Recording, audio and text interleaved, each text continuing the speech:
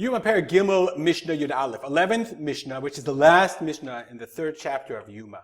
So in the last Mishnah, we learned that these were people, Shahayu Mazkirino Tal Lishvach, that Chazal mentioned them with praise, with praise for the things that they did for the Beit HaMikdash. Now we're going to learn the opposite list.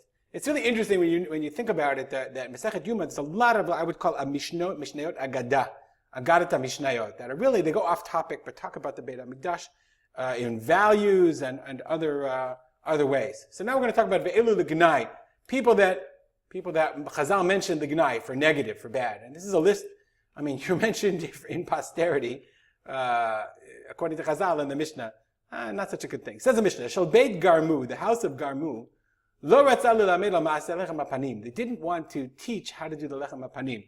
If you ever see the pictures, that's not a picture of a Lechem HaPanim. Right, so you can see, I mean, it's pretty clear from and make it bigger, you can see from these pictures that the Lechem HaPanim were these showbreads that had these, nobody's exactly sure how they were made, but they had these, they were like formed like this. Okay, and if you ever try to make it, it's really very complicated and not so simple. They had these molds or whatever. So the Mishnah says, Beit Garmu, they didn't want to teach anybody else to make the bread in such a way to make the lechem hapanim in its shape. And the hard part wasn't baking the bread. The Mishnah said, the Bartanura says, Lo yudim shar umnim, no other baker knew how to liradotam. Liradot means to separate the bread, to scrape it off from the oven. Everybody else had made that crazy shape. The bread would break. Okay, because it was made teva prutza, and open like a box or something like that. So if we saw the pictures that we saw, it was some kind of box shape that the lechem hapanim were shaped in, and nobody else knew how to make that shape, and they didn't want to teach anybody else. Shabbat Avtinas, the house of Avtinas, lo ratu lelamed al maaseh ketoret. They didn't want to teach about maaseh ketoret, how to make the ketoret. What did they know that nobody else knew? Because it's a recipe. Mishnah says, "Maktirin ayu be'esev echad sheshmo ma'aleh ashan." There was one grass that was called ma'aleh ashan, the smoke riser. When they mixed it with the other spices, with the other elements of the ketoret, of the incense, haya ashan ketoret mitamer ve'oleh kimin makel. It made the smoke go up straight. And it wouldn't cloud. So there was a special mineral, a special element, some grass that they used. They didn't want to teach anybody else. Hugras ben Levi hayayodea perek b'shir. There was a guy named Hugras ben Levi who knew how to make his voice. The Gemara says that he knew how to stick his hand in his mouth and make it like crazy so that the people would just like fall over. They couldn't believe he could sing in such a way. So, and he didn't want to teach anybody else. Ben Kamtzar, lo ratzah lelamed al maaseh haktav. There was a guy named Ben Kamtzar, and he knew, listen to this, it's great. Kosher arba'a kol musim ba'arba'a etzba'otav. He would tie four quills to his 4 fingers.